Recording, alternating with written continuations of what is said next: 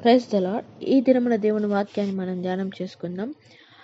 పరిశుద్ధ గ్రంథం నుంచి న్యాయాధిపతులు 4వ అధ్యాయంలో మనం గమనించినట్లయితే, న్యాయాధిపతులు 4వ అధ్యాయం మొత్తం మనం చూసినట్లయితే ఇశ్రాయేలీల యొక్క శ్రమని అక్కడ చూడవచ్చు. వారికి న్యాయాధిపతిగా దేవుడు దెబోరా అనే స్త్రీని నియమించినట్లుగా మనం చూస్తూ ఉన్నాం. ఈమె ఇశ్రాయేలీలకి 4వ న్యాయాధిపతిగా ఉంటూ ఉన్నారు. ఇక్కడ సిసేరా అనే వ్యక్తి ద్వారా వీళ్ళు యుద్ధానికి సిద్ధమవుతూ ఉన్నట్లుగా, ఆయనని హతము చేయడానికి సిద్ధపడుతూ ఉన్నట్లుగా మనం గమనించవచ్చు. ఈ సిసేరా అనే వ్యక్తి ఒక సైన్యాధిపతిగా ఉంటూ అతనికి 900 ఇనుప రథములు ఉండెను. అతడు 20 సంవత్సరములు ఇశ్రాయేలును కఠినమైన బాధ పెట్టగా ఇశ్రాయేలీలు యెహోవాకు మొరపెట్టిరి. 2వ వచనం నుంచి మనం గమనించినట్లయితే వాళ్ళ యొక్క బాధ, వాళ్ళు యెహోవా దేవునికి మొరపెట్టడం అనేది మనం అక్కడ చూస్తూ ఉన్నాం. 20 సంవత్సరములు వాళ్ళు కఠినమైన బాధను అనుభవించిన తర్వాత, దేవునికి మొరపెట్టిన తర్వాత, దేవుడు ఇక్కడ ఈ దెబోరా అనే స్త్రీ ద్వారా కార్యాన్ని జరిగిస్తూ ఉన్నట్లుగా మనం చూస్తూ ఉన్నాం. ఆమె తన కుటుంబాన్ని చూసుకునే స్త్రీగానే కాకుండా దెబోరా ప్రవక్తినిగా ఉంటూ ఇశ్రాయేలుకి న్యాయాధిపతిగా ఉంటూ వాళ్ళందరినీ కూడా ఆమె ఎంతో ధైర్యంతో ముందుకు నడిపిస్తూ ఉన్నట్లుగా మనం చూస్తూ ఉన్నాం. ఈమె దెబోరా గారు సరళ వృక్షం క్రింద తీర్పుకై కూర్చుంటుటకద్దు, తీర్పు చేయుటకై ఇశ్రాయేలీలు ఆమె యొద్దకు వచ్చుచుండిరి. ఇశ్రాయేలీలు కూడా ఒక స్త్రీని ఎంతగానో గౌరవిస్తూ ఆమె మాటకి లోబడుతూ, ఆమె మనకి న్యాయాధిపతిగా ఉంటూ ఉన్నది, ఆమె దగ్గరికి వెళ్ళి మనము అన్ని చెప్పుకొని ఆమె ద్వారా మనము తీర్పు తీర్చుకోవటానికి ముందుకు కొనసాగుదాం అనేసి వాళ్ళు అక్కడ ఆమె విషయంలో ముందుకు కొనసాగటం కానీ, ఆమెను గౌరవించడం కానీ అక్కడ మనం చూస్తూ ఉన్నాం అన్నమాట. ఆమె దగ్గరకు వచ్చి ఉండిరి అనేది మనం చూస్తున్నాం. అలాగా అక్కడ ఆమె తన బాధ్యతను నెరవేరుస్తున్న విధానంలో మనం చూసినట్లయితే, అక్కడ నుంచి వాళ్ళు ఈ సిసేరా అనే వ్యక్తిని ఎదిరించడానికి సిద్ధపడటానికి బారాకు అనే వ్యక్తిని పిలువనంపించి అతనితో ఇట్లా చెప్తూ ఉన్నది. అంటే దెబోరా గారు ఆ బారాకు అనే వ్యక్తిని ముందుండి నడిపిస్తూ, దేవుడు తనకి ఏదైతే బాధ్యతనిస్తాడో ఆ బాధ్యతను నెరవేరుస్తూ యుద్ధానికి సిద్ధమవుతూ ఉన్నట్లుగా మనం చూస్తూ ఉన్నాం. అలాగా వీళ్ళందరూ కూడా 10,000 మంది మనుషుల్ని ఏర్పరచుకొని యుద్ధానికి కొనసాగుతూ ఉన్నారు. దేవుడు ఎప్పుడైతే సెలవిస్తున్నాడో, దేవుడు ఏదైతే సెలవిస్తున్నాడో అది బారాకుకి ఆమె తెలియజేస్తూ ఉన్నట్లుగా కూడా మనం చూస్తూ ఉన్నాం. వీళ్ళైతే యుద్ధానికి సిద్ధమవుతూ ఉన్నాడు, కానీ సిసేరాను ఒక స్త్రీ చంపుతుంది అనేసి ఇక్కడ బారాకు తోటి దేవుడు ఆమెకి ఏం తెలియజేస్తాడో అది తెలియజేస్తూ ఉన్నట్లుగా మనం చూస్తూ ఉన్నాం అన్నమాట. 9వ వచనంలో చూసినట్లయితే, అప్పుడు ఆమె, నీతో నేను అగత్యముగా వచ్చేదను, అయితే నీవు చేయు ప్రయాణం వలన నీకు ఘనత కలగదు. యెహోవా ఒక స్త్రీ చేతికి సిసేరాను అప్పగించునని చెప్పి తాను లేచి బారాకుతో కూడా కేదేశునకు వెళ్ళెను. ఇక్కడ దేవుడు ఏం చెప్పడో అది క్లియర్గా ఆమె తెలియజేస్తూ ఉన్నది. నీకైతే ఘనత రాదు, ఒక స్త్రీ చేతికి సిసేరాను అప్పగిస్తున్నాడు దేవుడు అని చెప్పినా కూడా వీళ్ళు ఆ కఠినమైన శ్రమని ఎదుర్కోవటానికి దేవునికి మొరపెట్టి ఆయన నుంచి వచ్చిన సమాధానంగా వీళ్ళు దేవునికి లోబడుతూ ఆ యుద్ధాన్ని మాత్రం కొనసాగిస్తూ ఉన్నట్లుగా మనం చూడవచ్చు. ఒక స్త్రీ చేతులు ఆయన చనిపోయేదానికి నేనెందుకు ముందుకు కొనసాగాలని వాళ్ళు ఎక్కడా వెనుతిరగటం లేదు. అలాగే ముందుకు కొనసాగుతూ ఉన్నట్లుగా దేవుడు దెబోరా గారికి ఏం తెలియచేస్తాడో అది ఆమె ఉన్నది ఉన్నట్లుగా తెలియచేయటం కానీ, దేవుని యొక్క మాటకి వాళ్ళు లోబడటం అదంతా మనం చూస్తూ ఉన్నాం. అలాగా వాళ్ళు ముందుకు కొనసాగుతూ ఆ యుద్ధానికి కూడా సిద్ధపడుతున్న విషయం మనం అక్కడ గమనించవచ్చు. అలాగా వీటన్నిటిని బట్టి ఆ మస్తకి వృక్షం నొద్ద తన గుడారం వేసుకుని ఉండినను ఈ బారాకు ఆ తాబోరు కొండ మీదకు పోయి సిసేరాను తెలుపబడినప్పుడు, సిసేరా తన రథములన్నింటినీ, తన 900 ఇనుప రథములను అన్యుల హారోషేతు నుండి కీషోను వాగు వరకు తన పక్షమునున్న సమస్త జనమును పిలువనంపగా, ఇలా వీళ్ళిద్దరూ యుద్ధానికి సిద్ధమవుతూ ఉన్న విషయము మనం చూస్తూ ఉన్నాం. సిసేరా గారు కూడా అక్కడ యుద్ధానికి సిద్ధమై వస్తూ ఉన్నది. తన 900 ఇనుప రథములతోటి అక్కడ ఉంటున్న ఆ సైన్యంతో ఆయన ముందుకు కొనసాగుతూ ఉన్నట్లుగా మనం అక్కడ చూడవచ్చు. వీళ్ళిద్దరు యుద్ధంలో అంత 900 ఇనుప రథములు ఉన్న సిసేరానికి ఎవ్వరు కూడా రక్షణగా లేదు. అందరినీ దేవుడు వీళ్ళ పక్షాన ఉండి, దేవుడు వీళ్ళతోటి ఉండి అక్కడ యుద్ధాన్ని జరిగిస్తున్నాడు కాబట్టి ఆ 10,000 మంది మనుషుల్ని వెంట పెట్టుకుని ఆ తాబోరు కొండ మీద నుండి దిగి వచ్చి అక్కడ బారాకు ఆ యుద్ధము చేసినప్పుడు యెహోవా సిసెరాను అతని రథములన్నిటినీ అతని సర్వసేనను కలవరపరచగా అనేది మనం చూస్తూ ఉన్నాం. ఆ ఇనుప రథాలు కానీ ఆ ఉంటున్న సైనికులు కానీ ఎవ్వరు కూడా అక్కడ ఏమీ చేయలేకపోయారు. వీళ్ళే ఇక్కడ ఇశ్రాయేలీలే విజయం పొందుతూ ఉన్నట్లుగా మనం చూస్తూ ఉన్నాం. దేవుడు వాళ్ళందరినీ కూడా కలవరపెట్టినట్లుగా మనం చూస్తూ ఉన్నాం. ఆ ఇనుప రథములు ఉండెను అనేది చూస్తున్నాం. ఆ రథము కూడా ఆయనకి ఏం చేయలే. అందుకే దిగి ఆయన కాలినడకన పారిపోతూ ఉన్నట్లుగా మనం చూస్తూ ఉన్నాం. అంటే వాళ్ళకి కలిగి ఉన్న ఏది కూడా వాళ్ళకి అక్కడ మేలుకరంగా ఉండడం లేదు. దేవుడు ఇక్కడ కలుగ చేసుకొని ఇశ్రాయేలీయుల పక్షాన్ని యుద్ధము చేస్తున్నాడు కాబట్టి ఇశ్రాయేలీలే అక్కడ ఈ విజయాన్ని సాధిస్తూ ఉన్నట్లుగా మనం చూస్తూ ఉన్నాం.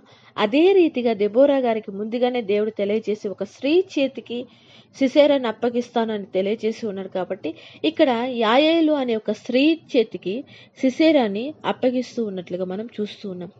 ఈ యాయేలు అనే స్త్రీ కూడా సిసెరా గారిని ఎంతో నమ్మించి ఆయన గుడారం దగ్గరికి వెళ్ళినప్పుడు నేను ఉంటాను, ఎవ్వరు నీ దగ్గరికి రారు, నేను మాట్లాడతాను, ఎవరైనా వస్తారేమో అని ఆయన భయపడుతూ ఆయన చెప్పినప్పుడు ఆమె ఆయనని నమ్మిస్తూ ఉన్నదనమాట. మీరు ధైర్యంగా ఈ గుడారంలో ఉండొచ్చు అనేసి ఆయనని ఆ గుడారంలోనికి రానివ్వటం కానీ, ఆయనతో మాట్లాడటం కానీ, ఆయన నమ్మించటం కానీ, ఆయనకు కావాల్సినవన్నీ ఆమె సమకూర్చి ఇవ్వటం. ఒక గొంగలి ఇస్తుంది ఆయన కప్పుకోవటానికి. ఆయన దాహంగా ఉంటూ ఉన్నప్పుడు ఆ నీళ్ళెమ్మని అడిగితే ఆమె ఒక పాలబుడ్డి నిప్పి అతనికి దాహం ఇచ్చి అతనికి కప్పుచుండగా అనేది చూస్తున్నాం. ఆయనని సేద తీరుస్తూ ఆయన నమ్మిస్తూ ఉంది అక్కడ. దేవుడు చెప్పిన స్త్రీ ఈమె అన్నమాట. ఈ యాయేలు అనే స్త్రీ ఆయన బాగా నిద్రపోయిన తర్వాత ఆయన అలసిపోయి పారిపోయి వస్తూ ఉన్నాడు కాబట్టి ఆయన బాగా గాఢ నిద్రపోయిన తర్వాత ఈమె మెల్లిగా వెళ్ళి ఆ గుడారం మేకు, ఆమెకి ఇంకా అక్కడ ఆయుధం అంటూ ఏమీ లేదు, ఆ గుడారానికి ఉంటున్న ఆ మేకును తీసి సుత్తే చేత పట్టుకుని అతని యొద్దకు వెళ్ళి మెల్లగా అతని ఆ గాఢ నిద్రలో ఉండటం వల్ల ఆ కణతలోకి నేలకి దిగుమటుకు గట్టిగా తన బలమంతా ఉపయోగించి ఆ మేకుని కొడుతూ ఉన్నట్లుగా మనం చూస్తున్నాం. అలా ఆయన చనిపోయినట్లుగా కూడా మనం అక్కడ గమనించవచ్చు అనమాట. అంటే ఇక్కడ దెబోరా గారికి అదే రీతిగా యాయేలుకి దేవుడు తోడుగా ఉంటే ఈ స్త్రీల ద్వారా కార్యాన్ని జరిగిస్తున్న విధానాన్ని మనం అక్కడ గమనించవచ్చు. మనకిచ్చిన బాధ్యతల్లో దేవుడు మనకు తోడుగా ఉన్నంత వరకు కూడా మనం ఎంత మటుకు విజయాన్ని సాధించగలము అనేది ఈ స్త్రీల ద్వారా 4వ న్యాయాధిపతి అయిన దెబోరా గారి ద్వారా మనం గమనించవచ్చు. దెబోరా అనే పేరుకి అర్థము తేనెటీగ. ఈమెకిచ్చిన బాధ్యతలను కూడా ఆమె ఎంతో నమ్మకంగా నెరవేరుస్తున్న విధానాన్ని కూడా మనం చూడవచ్చు. ఒక గృహిణిగా తన కుటుంబ విషయంలో బాధ్యత కలిగి ఉంటూ ఉన్నది. తన భర్త కూడా ఆమెకి ఎంతో సాటి అయిన సహాయంగా ఉంటూ అన్ని విషయాలలో తోడుగా ఉంటున్నాడు కాబట్టి ఆమె యుద్ధానికి కూడా ధైర్యంగా ముందుకు కొనసాగుతూ ఉన్నట్లుగా మనం చూడవచ్చు. అంటే ఆయన ఎంతగా తన భార్యకి సహకరిస్తున్నాడు. దేవుడు ఇచ్చిన బాధ్యత అనేది ఆయన గ్రహించి ఆమె విషయంలో ఆయన కూడా ఎన్నో విషయాల్లో సహకరిస్తూ ఉన్నట్లుగా మనం గమనించవచ్చు.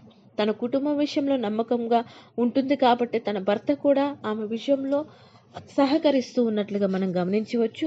అదే రీతిగా ప్రవక్తనిగా ఉంటూ దేవుడు ఏం సెలవిస్తున్నాడో అది ఆమె ఎంతో చక్కగా తెలియజేస్తూ ఉన్నట్లుగా నమ్మకంగా తన బాధ్యతను నెరవేరుస్తూ ఉన్నట్లు చూడవచ్చు. న్యాయాధిపతిగా కూడా ఒక స్త్రీగా ఆమె న్యాయాధిపతిగా ఉంటూ ఇశ్రాయేలీల్ని ధైర్యంగా ముందుకు నడిపిస్తున్న విధానాన్ని కూడా మనం అక్కడ చూడవచ్చు. అన్ని బాధ్యతల్లో ఆమె దేవుని యొక్క మాటకి లోబడుతూ దేవుడు తనకి ఏ బాధ్యతనైతే ఇచ్చాడో దాన్ని ధైర్యంగా ఆమె కొనసాగిస్తూ ఉన్న విధానాన్ని మనము ఈ న్యాయాధిపతుల 4వ అధ్యాయంలో గమనించినట్లయితే ఈ స్త్రీల ద్వారా మనం గమనించవచ్చు. ఇక్కడ యాయేలు కూడా తనకు వచ్చిన అవకాశాన్ని బట్టి ఇశ్రాయేలీయుల పక్షాన ఉండి ఆమె నడుచుకుంటున్న విధానం, ధైర్యంగా ఆ వ్యక్తిని చంపేసిన విధానం కూడా మనం అక్కడ చూడవచ్చు అన్నమాట. స్త్రీలమైన మనకి దేవుడు ఇచ్చిన బాధ్యతల్లో మనకిచ్చిన పని విషయం కానీ ఏ విషయంలో సరే మనం ధైర్యంగా ముందుకు కొనసాగగలుగుతాము. మనం తప్పకుండా ఆ దేవుని కృపను పొందుకొని దేవుని పక్షాన ఉండి దేవుని మనకు తోడుగా ఉంటే విజయాన్ని సాధిస్తాము అనేది ఇక్కడ మనం గమనించవచ్చు. అలాగా వాళ్ళు ఆ సిసెరా చనిపోయిన తర్వాత ఇశ్రాయేలీలందరూ కూడా ఆ కానాను రాజుని కూడా వాళ్ళు హతమార్చినట్లుగా మనం చూస్తూ ఉన్నాం. ఇశ్రాయేలీలే అంతకంతకు హెచ్చుగా ఉంటూ ఉన్నారు అనేది చూస్తున్నాం. వీళ్ళందరూ కూడా విరోధంగా ఉంటూ ఇశ్రాయేలీలు అక్కడ హెచ్చుగా వాళ్ళే ఘనతను సాధిస్తున్నట్టుగా, వాళ్ళే ఎక్కువగా అభివృద్ధి చెందుతూ ఉన్నట్లుగా మనం చూస్తున్నాం. ఇదంతా జరిగిన తర్వాత 5వ అధ్యాయం అంతా మనం గమనించినట్లయితే దెబోరా గారు అక్కడ కీర్తన పాడినట్లుగా మనం చూస్తూ ఉన్నామన్నమాట. ఆమె ఆ కీర్తనని కూడా దేవుణ్ణి మహింపరచడం, దేవుని యొక్క గొప్పతనాన్ని వివరించడం, దేవుడు వాళ్ళ పక్షాన ఏ రీతిగా ఉన్నాడని తెలియజేయటం, అదంతా కూడా మనం చూసినట్లయితే నిజంగా ఈ ఇశ్రాయేలీలు దేవునికి ఏ రీతిగా లోబడుతున్నారు, ముఖ్యంగా న్యాయాధిపతిగా ఉంటున్న దెబోరా తన బాధ్యతని ఎంత చక్కగా నెరవేరుస్తూ ఉన్నది. మనకిచ్చిన ఏ పనిలో అయినా సరే మనం నమ్మకంగా, ధైర్యంగా, బాధ్యతగా ముందుకు కొనసాగినట్లయితే దేవుడు మనకు తోడుగా ఉన్నప్పుడు తప్పకుండా ఒక విజయాన్ని పొందుకోగలము అనేది ఈ స్త్రీ ద్వారా మనం గమనించవచ్చు. ఆ రీతిగా ఆమె దేవుణ్ణి మహింపరిచి కీర్తన ద్వారా దేవుని యొక్క ఘనతను అక్కడ వివరిస్తూ, ఆ తర్వాత వీళ్ళు ఎన్ని సంవత్సరములు అక్కడ నిమ్మలంగా ఉంటున్నారు అనేది మనం చూసినట్లయితే 5వ అధ్యాయం చివరి వచనంలో చూసినట్లయితే, తర్వాత దేశము 40 సంవత్సరములు నిమ్మలముగా ఉండెను అనేది అక్కడ మనం గమనిస్తూ ఉన్నాం. 40 సంవత్సరములు వీళ్ళు నిమ్మలంగా ఉంటూ ఉన్నట్లుగా, 40 సంవత్సరములు దేవుడు వీళ్ళకి తోడుగా ఉంటూ ఉన్నట్లుగా, వీళ్ళు దేవుణ్ణి మహింపరుస్తూ దేవుని పక్షాన ఉన్నట్లుగా ఇశ్రాయేలీలందరూ కూడా దేవుని గణపరుస్తూ ఉన్నట్లుగా అక్కడ మనం చూడవచ్చు. కాబట్టి స్త్రీలమైన మనకి దెబోరా గారు కానీ, యాయేలు కానీ ఎన్నో విషయాలు మాదిరికరంగా ఉంటూ మనకొచ్చే ఇబ్బందులు, ఆటంకాలు, శోధనలు ఏదైనా సరే మనం ధైర్యంగా ఎదుర్కోగలము. మన పనిని మనము నమ్మకంగా చేస్తే దేవుడు మనకు తోడుగా ఉంటాడు అనేది ఇక్కడ తెలియజేస్తున్న విధానాన్ని మనం గమనించవచ్చు. ఆమె యుద్ధానికి ధైర్యంగా ముందుకు కొనసాగుతూ ఉంది. న్యాయాధిపతిగా నమ్మకంగా ఉంటుంది. ప్రవక్తనిగా దేవుడు తనకు సెలవిచ్చిన ప్రతిదీ ఆమె తెలియచేయటం కానీ, తన కుటుంబాన్ని కట్టుకోవటంలో కానీ, ప్రతి బాధ్యతలో ఆమె ఎంతో నమ్మకంగా ముందుకు కొనసాగుతూ ఉన్నట్లుగా దేవునికి విధేయత చూపిస్తున్న స్త్రీగా మనం చూస్తున్నాం. కాబట్టి మనకిచ్చిన బాధ్యతల్లో మనము కూడా ఆ రీతిగా దెబోరా వలె ముందుకు కొనసాగినట్లయితే, దెబోరాకి అక్కడ ఉంటున్న ఇశ్రాయేలీలకి ఏ రీతిగా అయితే దేవుడు విజయాన్ని ఇస్తాడో అదే రీతిగా మనకి కూడా దేవుడు తప్పకుండా గొప్ప విజయాన్ని ఇస్తాడనే నమ్మకంతో మనం ముందుకు కొనసాగుదాం. దేవుని కృప మనకు ఎల్లప్పుడూ తోడై ఉండును గాక. ఆమేన్.